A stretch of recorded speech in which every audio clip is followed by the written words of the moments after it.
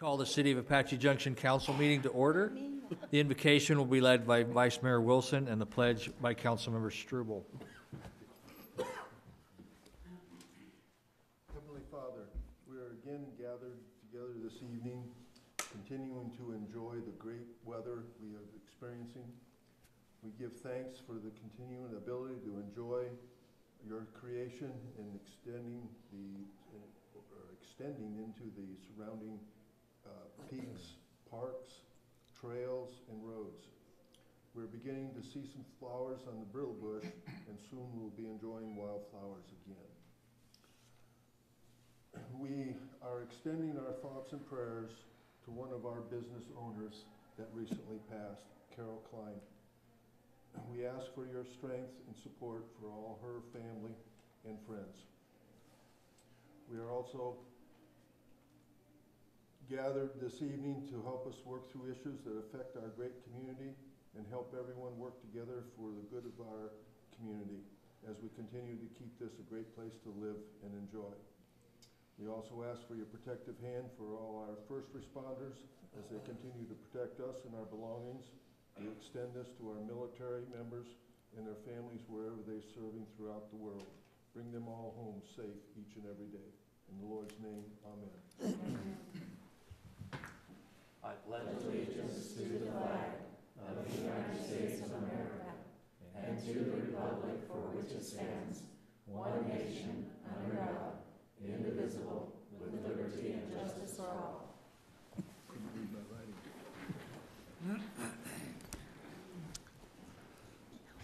Roll call. Mayor Surtee. Here. Vice Mayor Wilson. Here. Councilmember Barker. Here. Councilmember Evans. Here. Councilmember Rizzi. Present. Councilmember Schroeder. Here. Councilmember Struble. Here. You have a quorum, Your Honor. Okay, as always, if you're speaking at the podium, speak directly into the mic, and if you turn your head, it may not be picked up. Do we have a motion on the consent agenda? I move that the consent agenda be accepted as presented and the minutes of the regular meeting of February 4, 2020 be approved. Second. Roll call. Councilmember Evans. Yes. Councilmember Rizzi. Yes. Councilmember Struble. Yes. Vice Mayor Wilson. Yes. Councilmember Barker. Yes. Councilmember Schroeder. Yes. Mayor Surtee. Yes. Unanimous, Your Honor. I have one proclamation today, and it is one of the most profound ones that we've ever done.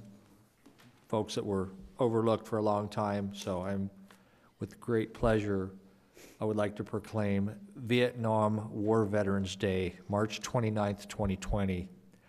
Whereas today we recognize the more than 3 million Americans who served in the Vietnam War and nearly 58,000 men and women who died or were lost during that war.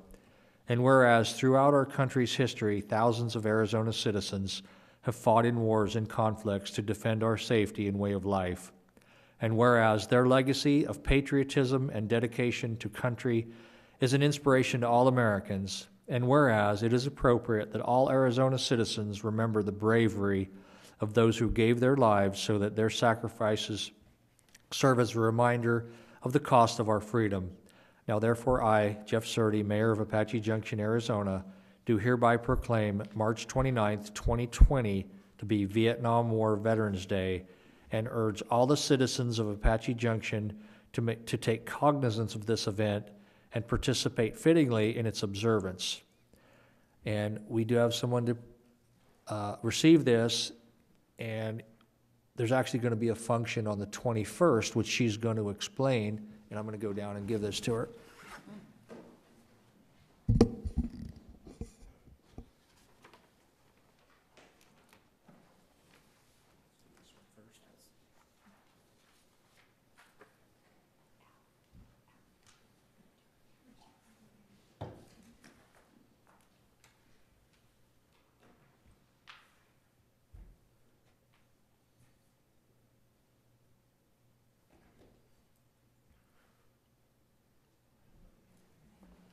Wait.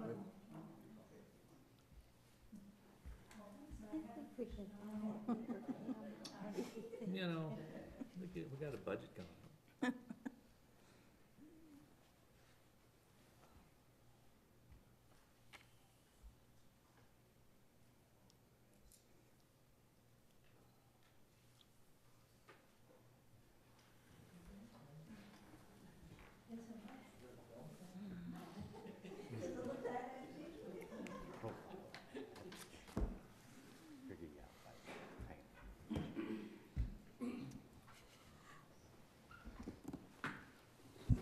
Good evening. My name is Nancy Fassbender, and I'm with the Pinal County Veterans Memorial Foundation. And on March 21st at 10:45, we will be having an event at the Mesa Swap Meet. And we are going to honor all Vietnam War era veterans. These veterans are going to be served between the period of November 1st, 1955 through until May 15th of 1975. That's the era that we will be covering. We will also honor all family members who have lost their loved one during the war, and I have a couple of those too. We have a special pin for the families as well as the Vietnam veterans. We will be thanking them and pinning them. I invite Mayor Surdy and anyone else to come. And we will have Major General Jackson from the D.C. area and Congressman Tom O'Halloran helping us pin our veterans. And I invite you, Mayor, if you'd like to have the time on Saturday, I would love to have you help us honor the Vietnam veterans. Thank you. You have any questions? I have flyers too I can, put out. Okay, yeah, if you'll leave some of those flyers with the city clerk, then we can get them and we can distribute them. Sure will. Thank you so much. Thank you. Thank you. Any announcements or current events? Which way did we start? Let's start with Jeff Struble I don't have anything. Just and Gail. Where's the Al? Can you put up the flyer? Okay, thank you. I wanted to remind everybody, this is the first event at Horizons this year since they had a change in their whole structure on doing events. It sounds like it's going to be a lot of fun for all ages. One of the things they're going to be doing is an all-age hula hoop contest, which should be a little interesting for some ages, but, for anybody who's game.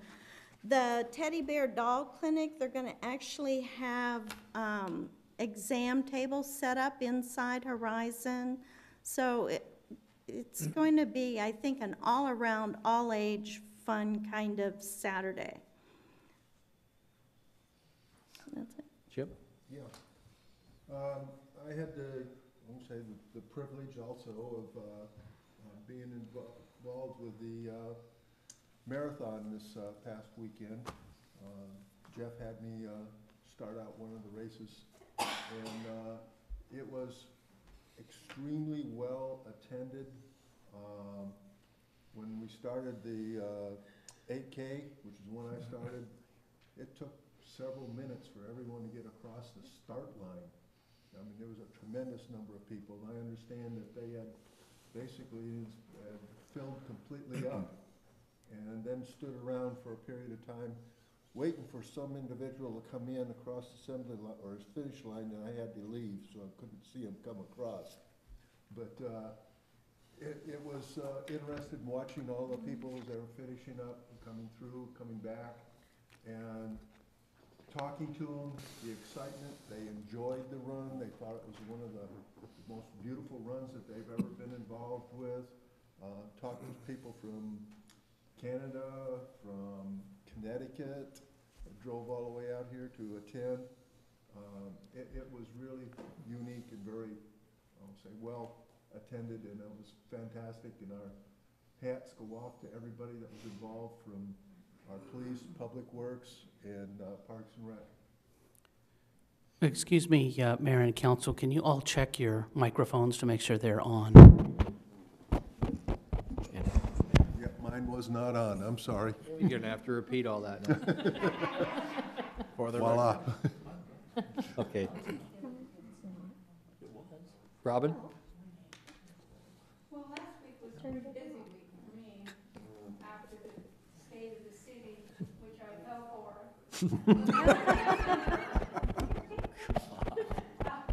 I spent all day Thursday, most of Friday, all day Saturday, registering the runners for the marathon.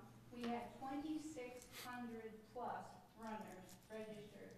We closed the full marathon several weeks ago at 400, and then reopened it on Thursday for about 3 hours and had to close it again. It got filled right away. It was exciting, and while you were shooting the gun for the takeoff, I was asleep. So thank you very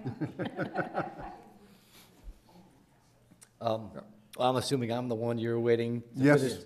did not see you cross. Well, my 13-minute, 9-second mile doesn't speed up for nobody. But no, it was really fun. We love doing the trail out in the desert. My wife and I, we just kind of go. We jog a little bit. We walk around. You know, we make a nice morning out of it, and it was a beautiful morning for it, by the way. And we do it every year, and we've been doing it for, I'll have to count the medals, but quite a long time. I highly recommend it. The trail run is something, someone was mentioning to me they were considering about putting it on the road this year. I'm glad they reconsidered, because there's nothing like the view over the mountain. The whole thing is just fantastic. And you're right, it was packed. It was absolutely packed. But I do highly recommend just getting out there. Even, I mean, you don't necessarily, if you don't want to run something, just don't do the marathon, right? You know, just take the trail. It's great. Krista? I just wanted to thank everybody who came out to their State of the City address. It was very well attended. The auditorium was completely full. And we appreciate all the dignitaries and other city council members that had come out to our State of the City. Always appreciate Mayor Surtee getting this started and helping our community shine so that our residents here know what it is that we do here in the community. But one thing that stood out at the State of the City, and I just want to congratulate our superintendent and our school district and school board. Something that our superintendent mentioned during that address was that we have an elementary school that is going to be becoming an A+ school, and that is the first time in the history of our school district that has happened. Most of the schools had come up at least one letter grade, if not two. And so they're working hard, and we just want to congratulate them and thank them for the work that they're doing to help our school district be the best that it can. It's a part of this community as much as the city, and we really appreciate their work, and we thank the mayor for having that State of the City address, and we thank everybody who came out. So back to the marathon, we've still got it pulled up there. So yeah, it was very cold out there, but it's nice. And I get a chance to talk. I was amazed at the children that come from other states. They actually get out of school to travel down here, and they run, and they're getting as much out of this as they would in those few days that they're missing. They get to come to Arizona. You know, you can imagine going back to school on Tuesday and say, what'd you do over the weekend? Well, I went to Arizona and ran in a marathon. So how cool is that? So I saw some from the Northeast and North Dakota, and they were kids, and so they actually took off school to come out there. And it's always, they have a different shirt. You see they have the runner's shirt, and the crew gets a different shirt every year. So a lot of people like to collect those. So anyway, well put on, and we highlighted that in the State of the City, because our State of the City this year was all about all the activities and what is there to do. And I do want to thank everybody for the hard work. And this is the registration. No, nobody talked about this one. What is? Yeah, it's registered. It's The expo. Yeah, the expo. Registration. Yeah, okay. And then a lot of these vendors go out there and set up also. And, We'll make one. yes, One comment, and you were mentioning the children, and when at the finish line, they announced the youngest participant that came across. Of course, they did the 8K, the 10K. It was a 4-year-old that ran. Wow. There was also a 6-year-old that ran, but the 4-year-old, when he came in, I asked him, how was it? And he says, fantastic. yeah. And I know there was someone with Down syndrome that finished, and there's someone that always pushes someone with palsy through the whole one. So it's definitely inspiring. And seeing Robert out there inspires me. So back to the State of the City. We did film it again. So, and Mishka got a round of applause this time. She's been neglected for the last few years. the school superintendent, when she announced the grades, she actually had the loudest applause of anyone there. So that shows you how much the folks think of our schools. So Al, can you say, how can you find the video for this and the highlights that we did? So our fantastic videographer and marketing communications specialist, Matthew McNulty, has put up a link that's on YouTube, on the city's YouTube page. So you go to youtube.com/cityofaj, and you can see the whole event, the 2 videos that we showed, and of course your comments and your remarks throughout the night as well. So that's all up there, and you can take a look at that. And I'll also have a link on our Facebook page tomorrow morning. And to show you how much time goes into this, we've already started on next year's, which is all going to be about water resources and infrastructure. So that's going to be very interesting with what's coming on with the 6,600 acres that is being annexed. And then in 2 weeks, the biggest event we have, Lost Dutchman Days, of course, 3-4 day, starts kind of on Thursday.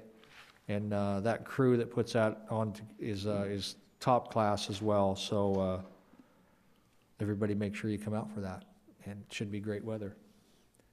With that, we'll go on to the city manager's report. Thank you, Your Honor. Bryant Powell, City Manager.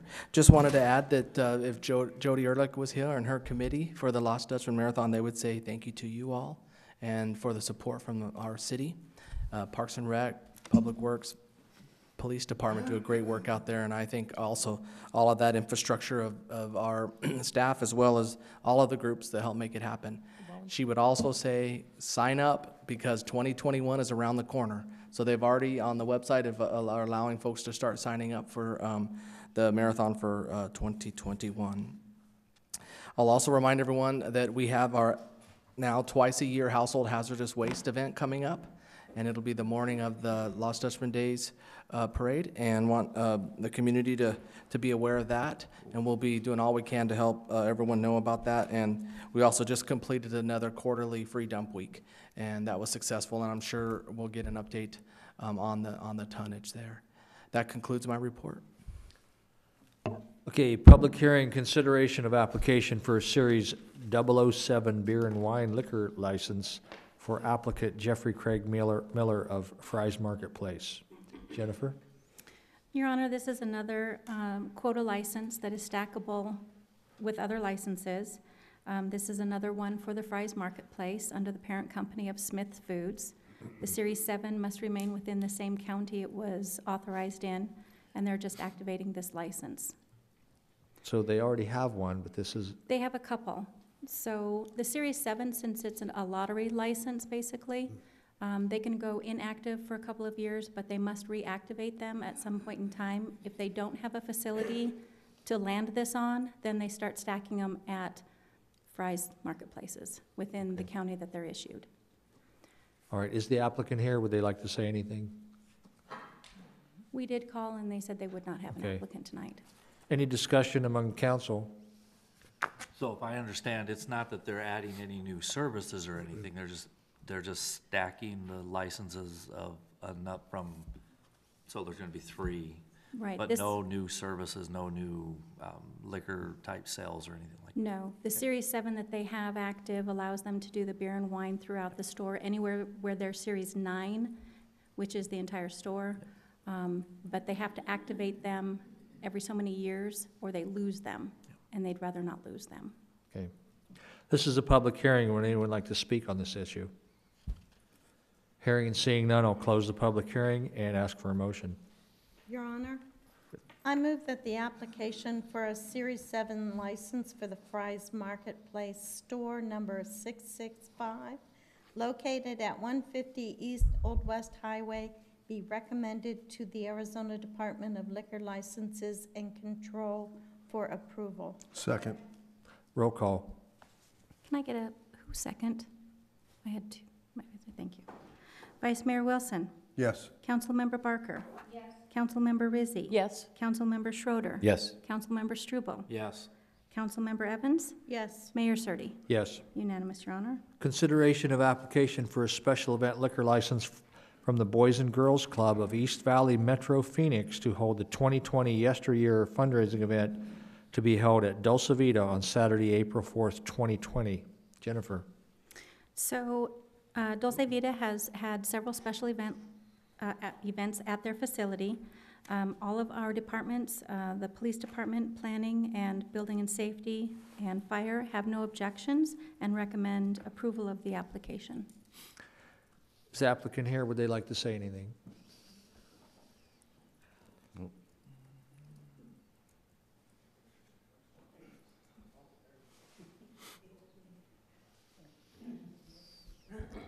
Hello, Your Honor and Council. Russell St. John, Branch Director for the Boys and Girls Club of the East Valley Metro Phoenix in Apache Junction here. Yeah. And Sandy Smith, and I am the Vice Chairman of the Boys and Girls Club. So we have a little bit of an unfamiliar name to some folks. Do you want to explain that? Yeah, just January this year, we merged with the Phoenix Metro Boys and Girls Club to become the third largest organization in the nation. As far as for us, it just means hopefully we can tap into a little more of the funding that's going on, since Phoenix has the Suns, the Cardinals, the Diamondbacks, all that stuff. So hopefully we can see some of that coming this way towards our area, so. So that means Kurt Warner will be coming out here for this event? Maybe, I don't know. What's the theme this year? The theme is fairy tales and, what is it? It's, we couldn't use the Disney Yeah, it's, theme, but it is the Disney, but it's fairy tales. Okay. Yes. That way, those of us who dress up can plan on getting some costumes ready. Right. fairy tales and heroes, I believe. Yeah. And, Mr. Mayor, I think this is kind of, if you can shut me up if this isn't on the subject, but I went to the State of the City address, and I just want to tell you how proud I am to be involved in this area. That address and the State of the City was amazing. I've been to a lot of different cities, and you guys just hit a home run. It was wonderful. Just And wanted that to tell thanks, you that. and that thanks goes to the staff who does an Yeah. amazing job. Yeah, the whole thing, Man. it was so wonderful. I really enjoyed it, and I'll go watch it also Okay. on YouTube. Any questions? No, and we hope to see you all there at the event. It's going to be a lot of fun. Okay, thank you. You're welcome. This is a public hearing. Would anyone like to speak on this item? Hearing and seeing none, I'll close the public hearing. Ask for a motion. Your Honor. Krista? I move that the application for a special event liquor license from the Boys and Girls Club of the East Valley Metro Phoenix area for the 2020 Yesteryear Fundraising event to be held at Dolce Vita on Saturday, April 4th, it's my anniversary, 2020, be recommended for approval to the Arizona Department of Liquor Licenses and Control. Second. Roll call. Councilmember Evans? Yes. Councilmember Rizzi? Yes. Councilmember Struble? Yes. Vice Mayor Wilson? Yes. Councilmember Barker? Councilmember Schroeder? Yes. Mayor Surtee? Yes. Unanimous, Your Honor. Consideration of application for a special event liquor license for Superstition Harley-Davidson for the Mains and Miracles event to be held at Superstition Harley, Saturday, February 29th. Jennifer? This is another special event held by Superstition Harley-Davidson. I do believe that Brina is here this evening to talk about this. However, you only see the 3 recommendations from Fire, Building Safety, and Planning Department. There was a change to their security, and when we got the update, the Police Department did not have time to verify that those security measures were in place. Okay. But being Superstition Harley, they also supplied a card, liquor license card training that one of the employees of Superstition Harley will be there. All right. Brina, would you like to explain anything?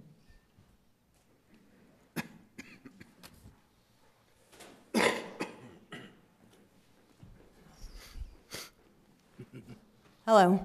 Okay. So I'm not familiar with this event. What is this about? This is a new event, Mains and Miracles. They're at a Santan. They do therapy for basically all East Valley. I thought it was just children, but I was just informed it is not, with disabilities through horses. So it's a fundraising event.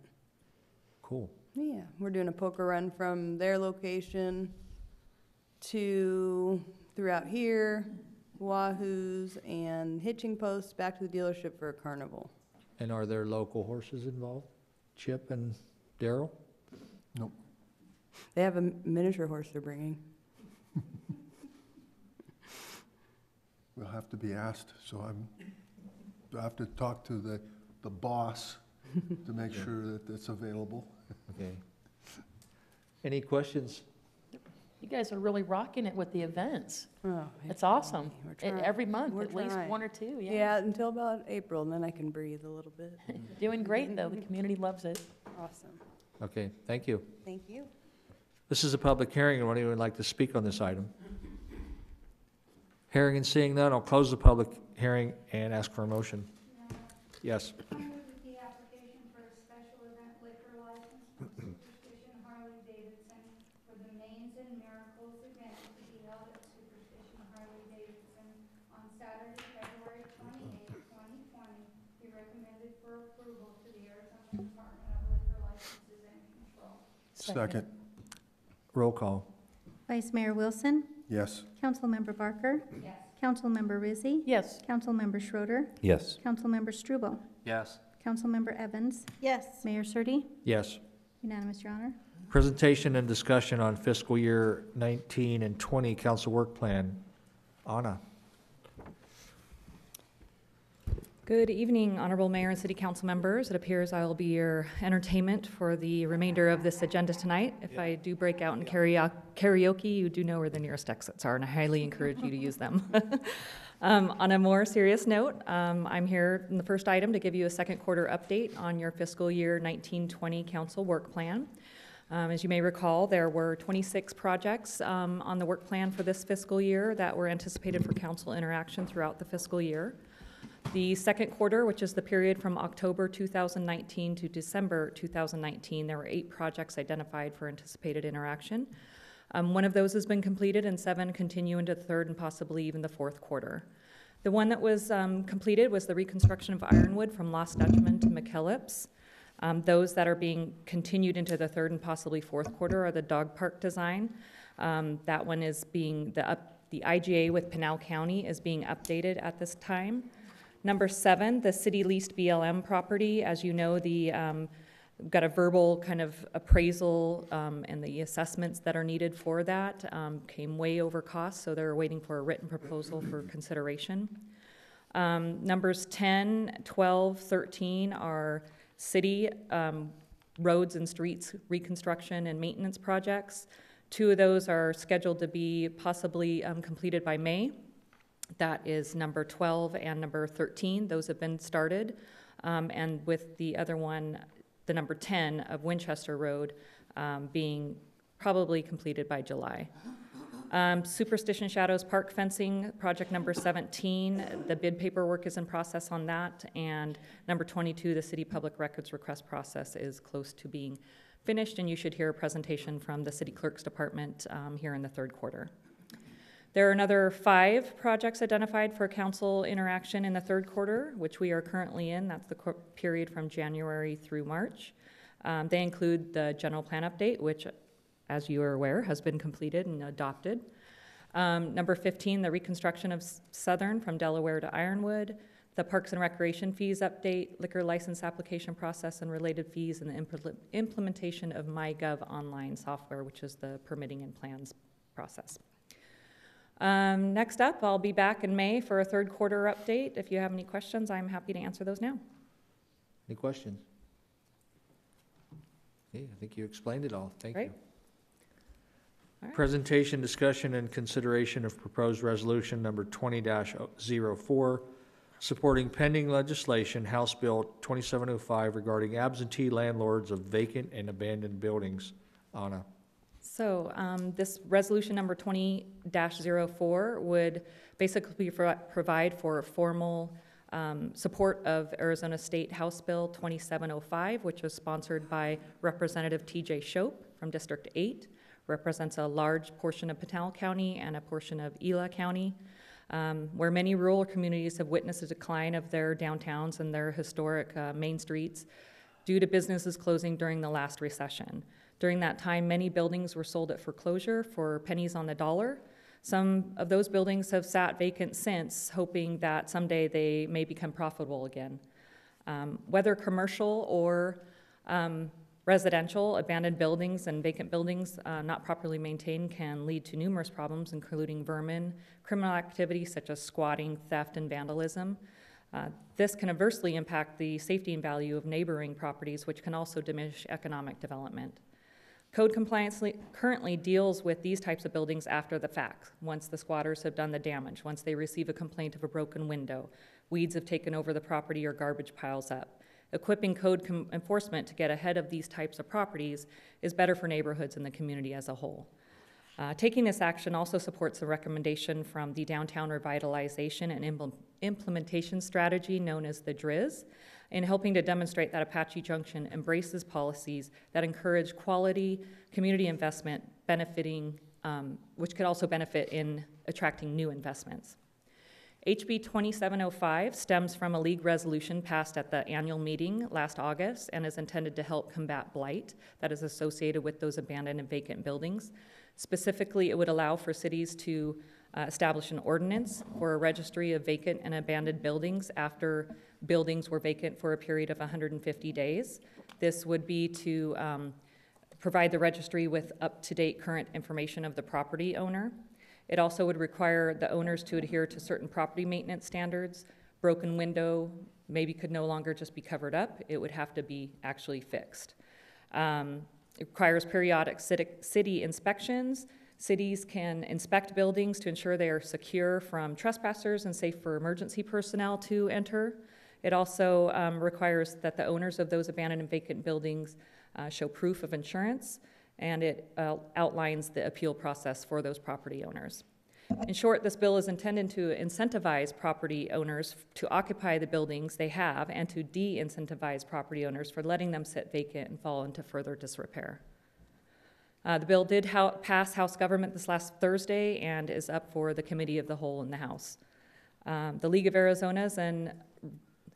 Arizona Cities and Towns and Representative Shope requested the cities and towns support this formally through a resolution or official support letter. That's what resolution number 20-04 does. Upon approval of the resolution, it'll be shared with our legislative members as well as leadership. Others that have declared kind of a formal support through a resolution or official letter from their city council have been Florence, Superior, Globe, Winkleman, and Kingman. There are others signed into support through the Arizona state legislative system as well. So is this the legislation that the mayor of Superior initiated? That is correct. Yes. Mm-hmm.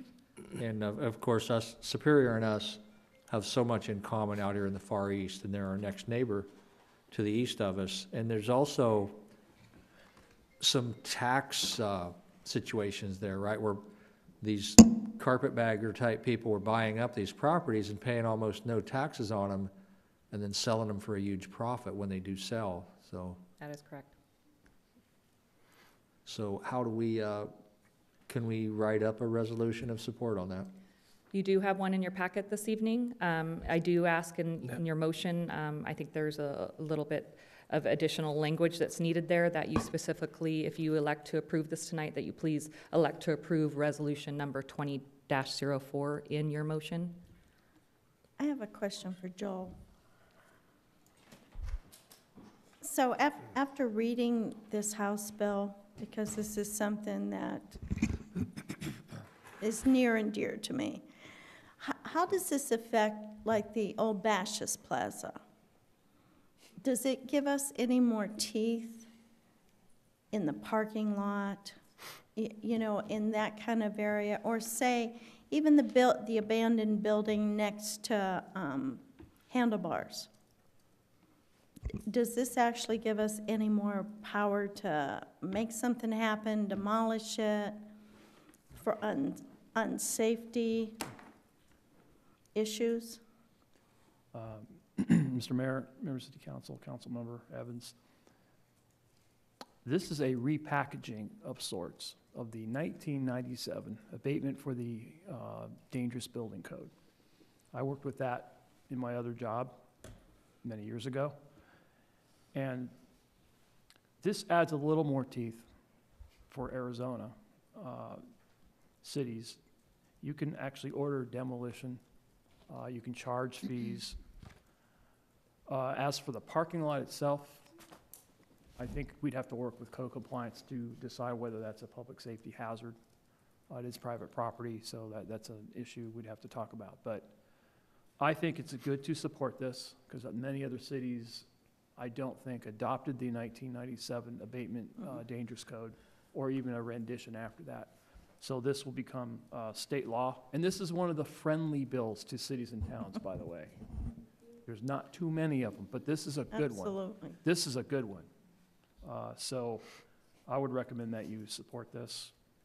And so I think it does add some teeth, because there is language in the actual bill that talks about a demolition, a direct order. So you don't have to rely on an adopted code that might be subject to further interpretation. Krista, do you have? I do have a comment, and I don't know if this would be for our Development Services Department or for Joel. Not so much a question, but a department. And this is kind of near and dear to me as well. One of the things that I would like to see happen in collaboration with this is that our city require a commercial property owner to bring a property up to standards before they're permitted to lease the property.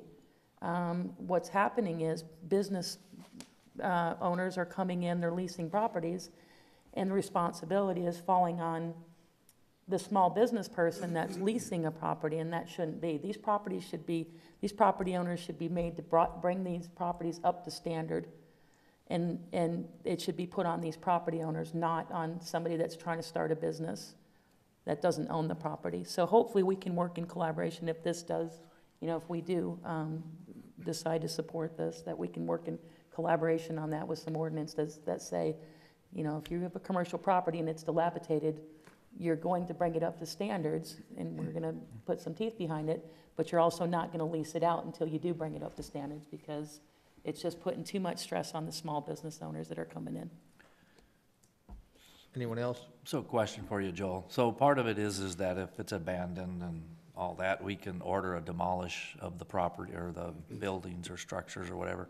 Does that allow us to also put a lien on the property to recover the costs of that? Yes. And then, I agree, this is something that needs to be done, and it is actually something friendly to the city, which is, watch surprising. Surprising.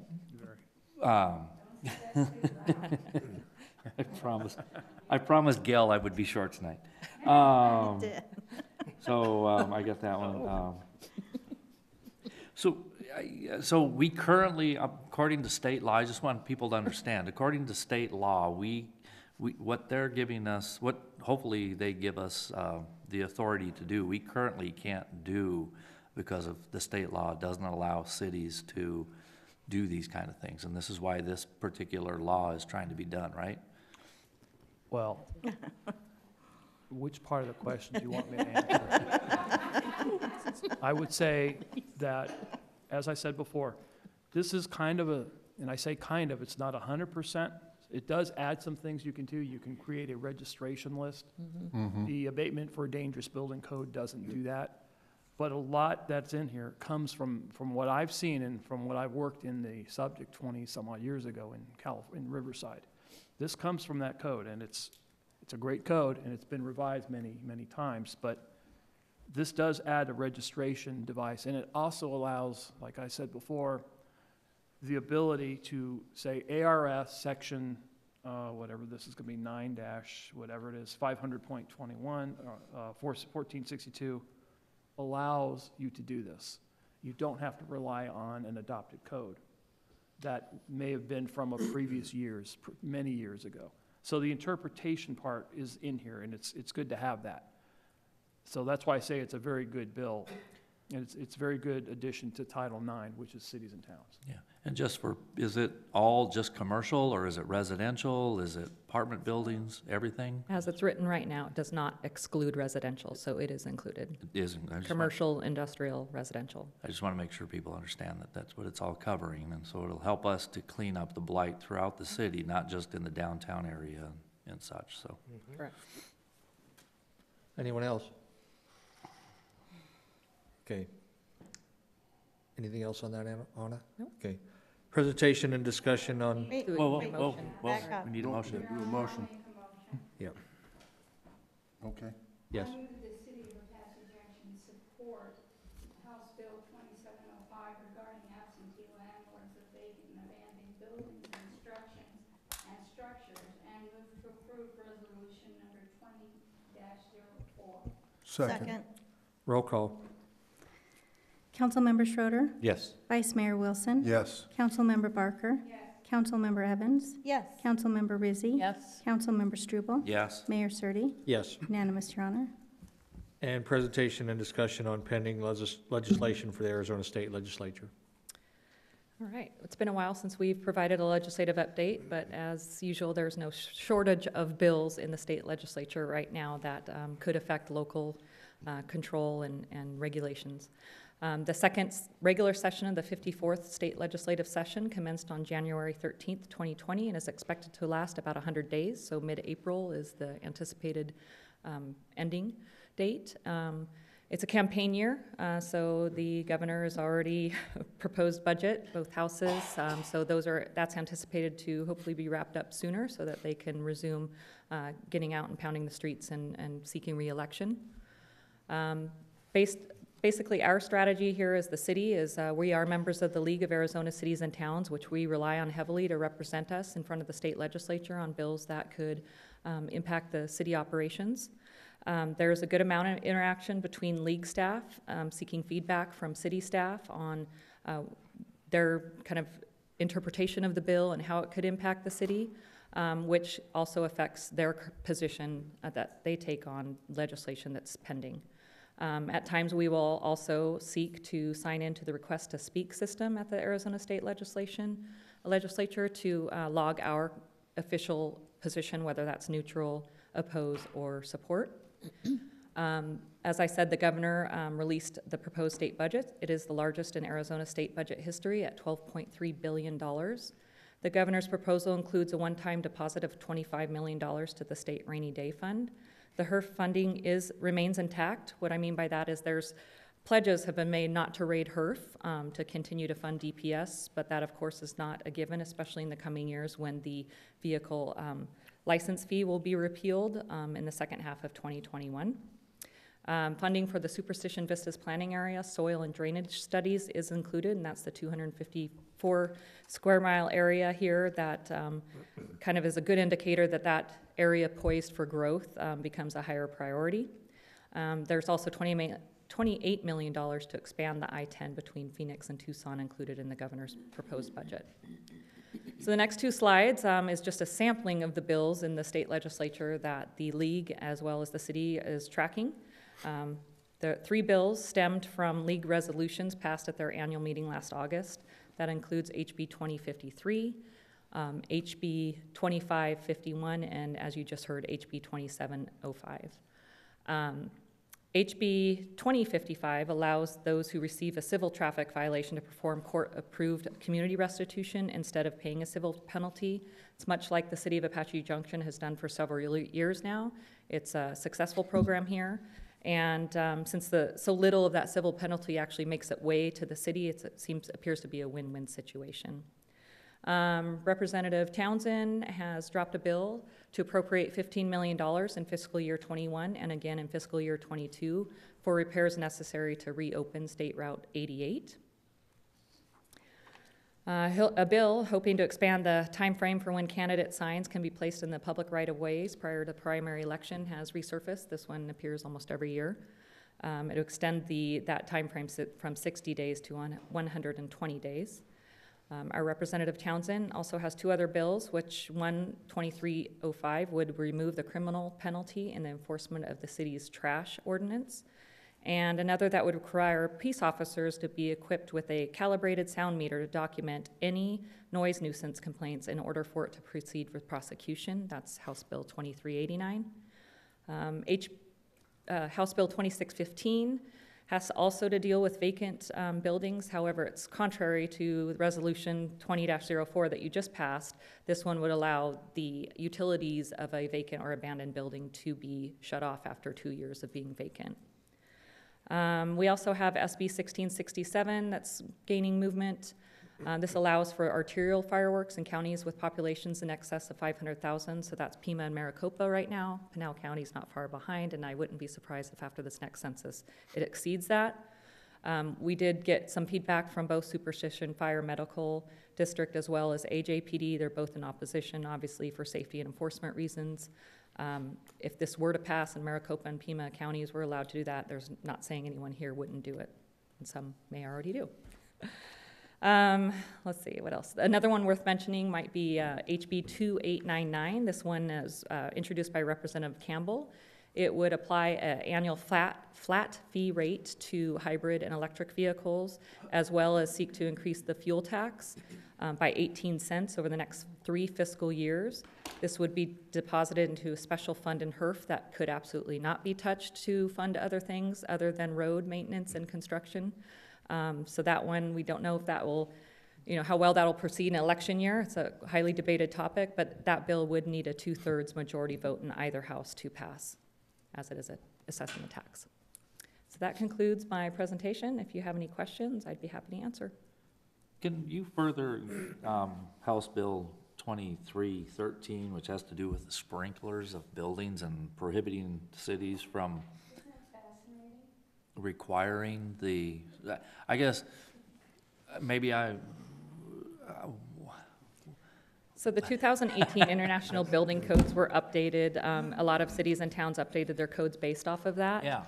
Right now, the city currently practices that they don't go into any existing establishment and require sprinklers unless they are going through a remodel or renovation.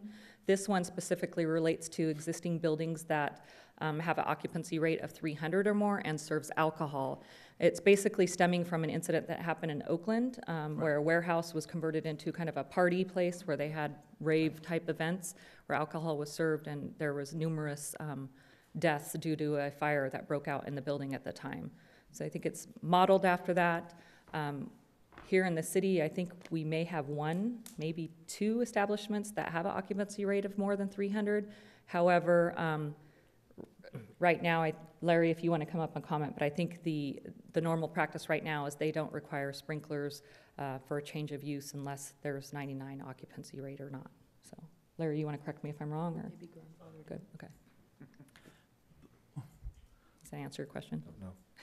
So I guess it prohibits cities from requiring installation of sprinklers in existing buildings with occupancies of 300 or more. So if the occupancy is 250 and they serve alcohol,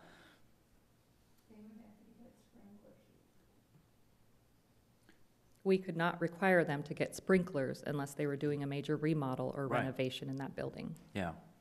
So this would prevent what happened, this would cause more of This what would happened. cause in more. Oakland.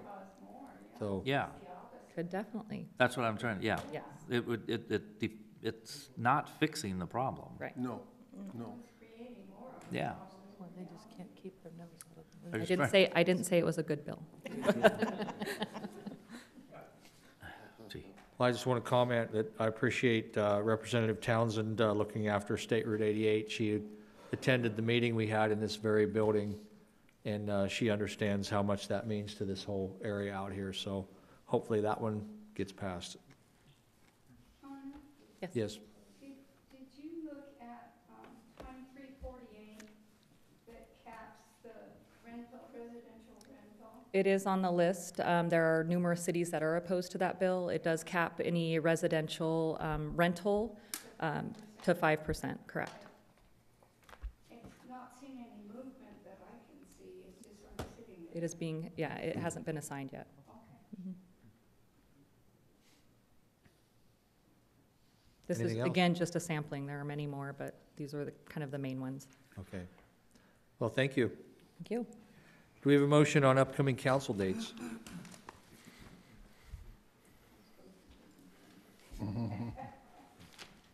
There we go.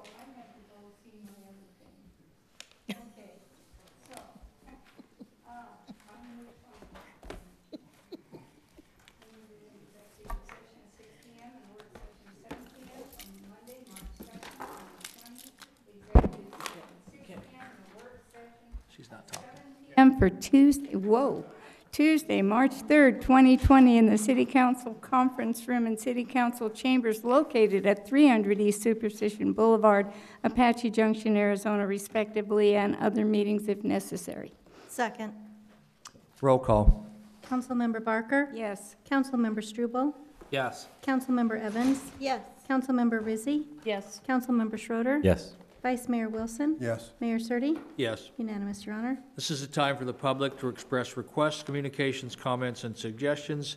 Each speaker must have already filled out a request to speak form and handed it to the city clerk before the end of the city manager's report. All issues shall be presented professionally without personal attacks under the open meeting law. City council cannot engage in discussion on the issues presented, but may respond to criticism and may direct staff to follow up with the speaker directly and or place this matter on a future agenda for council discussion. There's a 3-minute limit for each speaker, and I have one, and that is Donna Carr.